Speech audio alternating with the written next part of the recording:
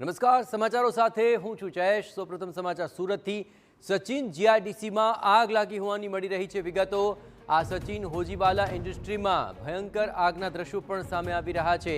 આગને કારણે ઊંચે સુધી ધુમાડાના ગોટે ગોટા જોઈ શકાય છે। આગ લાગતા ફાયરની ટીમ ઘટના સ્થળે પહોંચી ચૂકી છે। જોકે આગ કયા કારણોસર લાગી તે કારણ હજુ પણ અકબંધ છે, પણ આગ ઓલવા માટેની પ્રાથમિકતા અત્યારે ફાયર વિભાગ રાખી રહ્યું છે। અને આ જ મામલે વધુ વિગતે વાત કરવા જોડાઈ રહ્યા છે ટીવી 9 સંવાદદાતા બલદેવ। આખરે આગ કયા કારણોસર લાગી, કોઈ કારણ જાણી શકાયું છે? શું ચાલી રહી છે તજવીજ?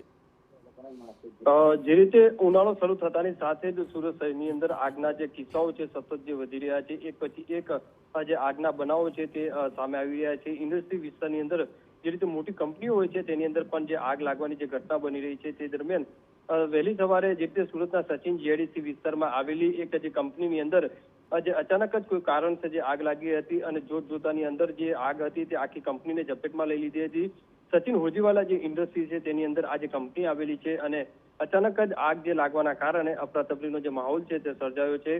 અત્યારે જે રીતે દ્રશ્યો જોઈ શકાય છે કે આગ લાગવાના કારણે આજુબાજુના જે વિસ્તારોની અંદર જે ભયનો માહોલ છે તે જોવા મળી રહ્યો છે। આજુબાજુની જે કંપનીઓ છે તે પણ તાત્કાલિક જે છે તે બંધ કરી દેવામાં આવી છે અને જે વિકરાળ સ્વરૂપ છે તે આગ ધારણ કર્યું છે। અને જે રીતે ઇન્ડસ્ટ્રી વિસ્તારની જે ફાયરની ટીમ છે તે ઘટના સ્થળે પહોંચી છે અને સાથે સાથે સુરત મહાનગરપાલિકાના અલગ અલગ ફાયર સ્ટેશનોની પણ જે ગાડીઓ છે તે ઘટના સ્થળે જવા માટે રવાના થઈ છે અને ચારે તરફથી જે પાણીનો મારો ચલાવી અને આગ ઉપર કાબુ મેળવવા માટેનો જે પ્રયાસ છે તે કરવામાં આવી રહ્યો છે। ગોપી ઇનિટિક નામની કંપની જે છે તેની અંદર અચાનક જ કોઈ કારણસર જે આગ લાગી હતી।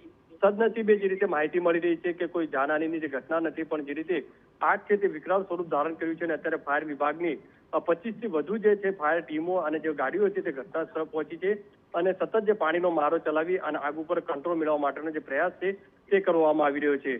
સૌથી મહત્વની વસ્તુ એ છે કે ઇન્ડસ્ટ્રી વિસ્તારની અંદર જે આગની જે બનાવ બનતા હોય છે અને તેના કારણે મોટા પ્રમાણમાં જે નુકસાન થવાની જે ભીતિ છે તે જોવા મળતી હોય છે। અત્યારે આ દ્રશ્યો ટીવી 9 ઉપર જોવા મળી રહ્યા છે કે આગ એટલું વિકરાળ સ્વરૂપ ધારણ કર્યું છે કે 3 કિલોમીટર સુધી પણ તેના જે ધુમાડા છે તે જોવા મળી રહ્યા છે અને પોલીસની ટીમ છે, સ્થાનિક લોકો છે તે ત્યાંથી જે દૂર કરવા માટેનો જે પ્રયાસ છે તે કરવામાં આવી રહ્યો છે। જે અત્યારે બિલકુલ બલદેવ, તમામ ગતિવિધિઓ પર આપ નજર રાખતા રહેજો। તો હવે આગ ઓલવવાની પ્રાથમિકતા છે, પણ ભીષણ માત્રામાં આગ લાગી છે।